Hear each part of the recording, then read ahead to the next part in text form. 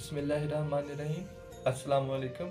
मैं doctor Ayub. Winter season चल रहा है, सर्दियों का मौसम है और बाद लोगों को सर्दी लगने से खांसी होने लगती है।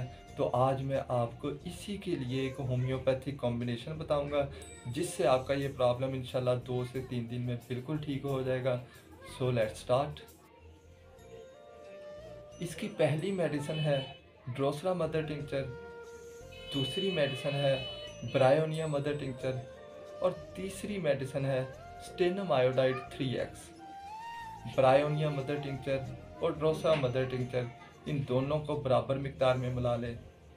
फिर स्टेनम 3x टैबलेट के ऊपर इनके ड्रॉप्स डाल लें, जितना कि वो टैबलेट सक कर लें। उसके बाद ये टैबलेट दिन में 4 से 5 बार यूज़ करें। इंशाल्लाह इससे आपका ये प्रॉब्लम इंशाल्लाह 3 से 4 दिन में बिल्कुल ठीक हो जाएगा। अब तक के लिए इतना ही। मिलेंगे इंशाल्लाह एक नई वीडियो में। तब तक के लिए